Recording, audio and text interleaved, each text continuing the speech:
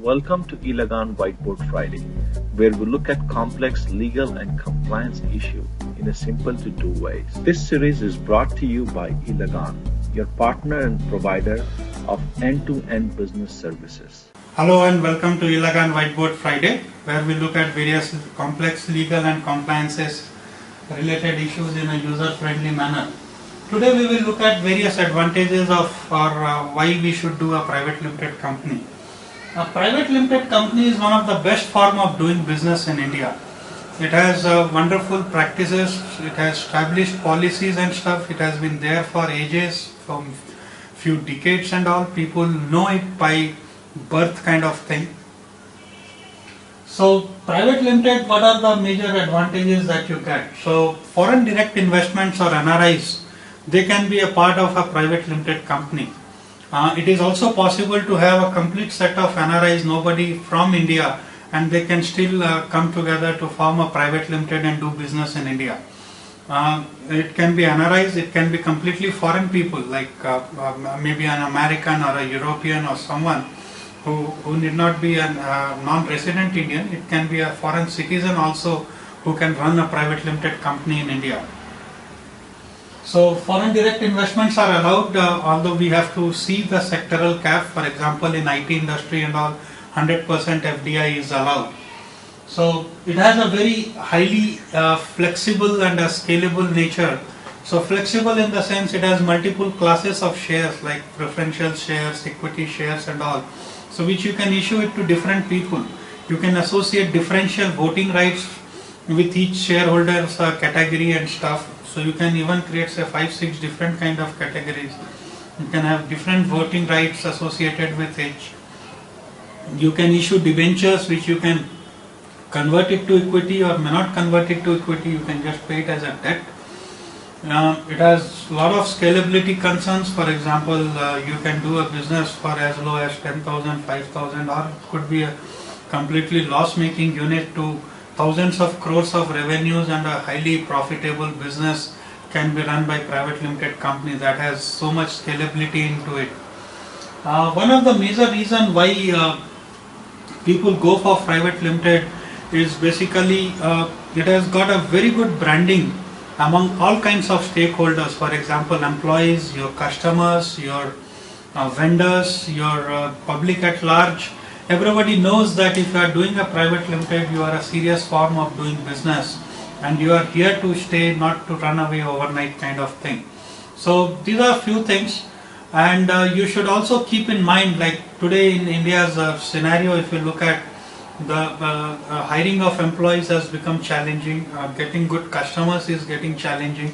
So private limited helps you in multiple fold, like they help you attract good talents because they also know that if I am joining a private limited, my future is a little bit more secured as compared to any other, where you can just close the shop quickly and go around.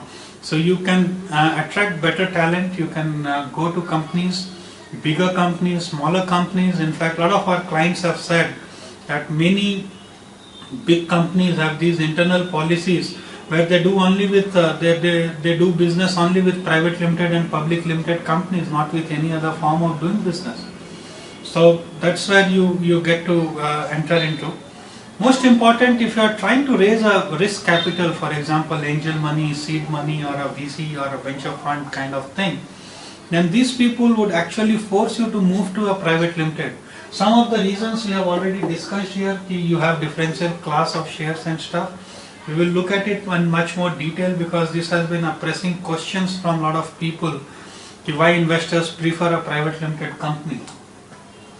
Then you can also issue ESOPs to employees. So in startup space and in IT industry, this has been a common trend to share the wealth of the company with the employees so that they become much more connected and give a better performance. So ESOPs is allowed, which is not there in any other form or lower form of doing businesses. You have a very clear-cut shareholders agreement is possible to have here. So this helps when you are a non-family run company kind of thing where multiple people come together. Then shareholder agreement becomes very, very crucial. You can have things like reverse vesting and stuff. Again, this being a very hot and important topic, we will cover it in much detail. but this is something which is only possible in a private limited company. We have already said that it is investors' favorite, and and it has a limited liability form of doing business. So in case while doing business something goes wrong, then your personal assets are not at risk. So you can be assured that.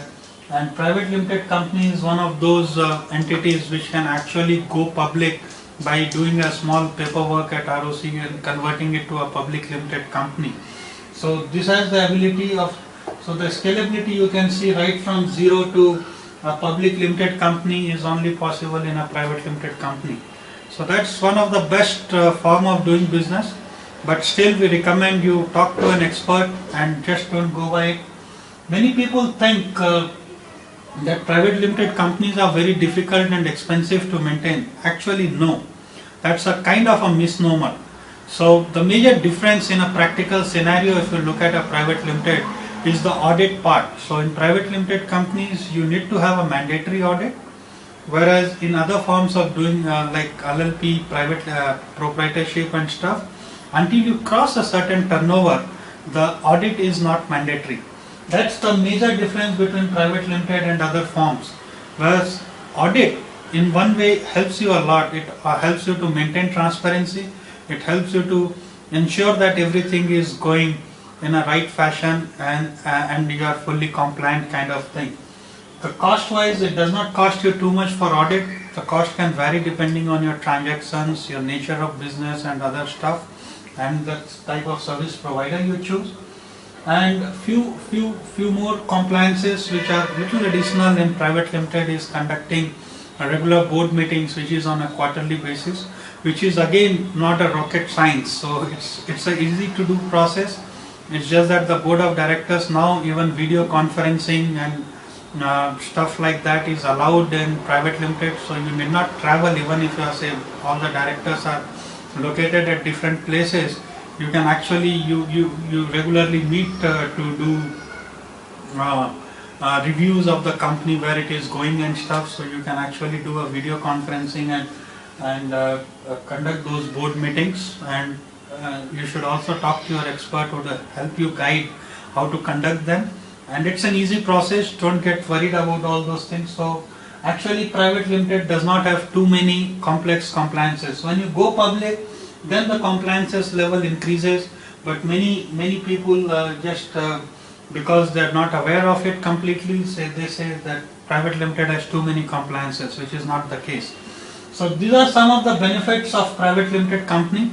We recommend you strongly to talk to an expert, see your funding plan, see your business growth roadmap, what kind of people you are trying to hire, what kind of industry you would be operating